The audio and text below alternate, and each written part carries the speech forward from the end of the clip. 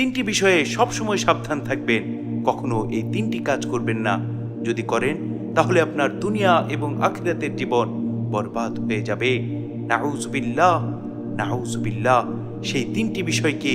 তার মধ্যে নম্বর 1 হচ্ছে কখনোই অহংকার করবেন না। কেননা অহংকার হচ্ছে আল্লাহ রব্বুল আলামিনের চাদর। যে ব্যক্তি অহংকার করে সে যেন আল্লাহ তাবারক ওয়া তাআলার চাদর ধরে টানাটানি করে। এছাড়াও রাসূল আকরাম সাল্লাল্লাহু আলাইহি ওয়াসাল্লাম ইরশাদ করেন, যে ব্যক্তির অন্তরের মধ্যে সামান্য পরিমাণ অহংকার থাকবে ওই ব্যক্তি জান্নাতে প্রবেশ করতে পারবে না। নাউজুবিল্লাহ, নাউজুবিল্লাহ। শুধু তাই নয়, যার মধ্যে অহংকার থাকবে ওই ব্যক্তি দুনিয়াতেও বরবাদ হয়ে যাবে, ওই ব্যক্তি আখিরাতেও লাঞ্ছিত হবে। নাউজুবিল্লাহ, নাউজুবিল্লাহ। নম্বর 2 হচ্ছে কখনোই কাউকে অপমান করবেন না। যদি দুনিয়াতে কাউকে কখনো অপমান করেন তাহলে জেনে রাখবেন আল্লাহ রব্বুল আলামিন অবশ্যই আপনাকে দুনিয়াতেও অপমানিত করবে, লাঞ্ছিত করবে এবং আখিরাতেও মহান মালিক এই অপমানের ভয়ঙ্কর শাস্তি দিবেন। নাউজুবিল্লাহ, নাউজুবিল্লাহ। এজন্য কখনোই কাউকে অপমান করবেন না। কেননা রাসূল আকরাম সাল্লাল্লাহু আলাইহি ওয়াসাল্লাম বলেন, মানুষকে তার মর্যাদা অনুযায়ী সম্মান করো। এজন্য আমাদের উচিত হচ্ছে প্রত্যেকটা মানুষকে সম্মান দেয়া, সে যেই শ্রেণীর হোক, কাউকে অপমান না করা।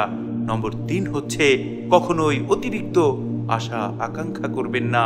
কেননা অতিরিক্ত আশা আকাঙ্ক্ষা মানুষকে হতাশার দিকে ঠেলে দিতে থাকে। এজন্য যথাসম্ভব কম আশা আকাঙ্ক্ষা করবেন। মহান মালিক আপনাকে যা দান করেছেন তার উপর শুকরিয়া আদায় করবেন, তার উপর সন্তুষ্ট থাকবেন।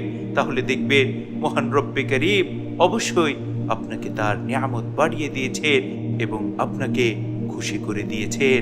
অন্যথায় যদি আপনি অতিরিক্ত আশা আকাঙ্ক্ষা করেন আর তা পূরণ না হয়, তখন আপনার মধ্যে অশান্তি কাজ করবে। তখন আল্লাহ রব্বুল আলামিনের শুকরিয়া আদায় করতে পারবেন না, বরং তার নাফরমানিতে আপনি লিপ্ত হয়ে যাবেন। এভাবে আপনার দুনিয়া এবং আখিরাত বরবাদ হয়ে যাবে।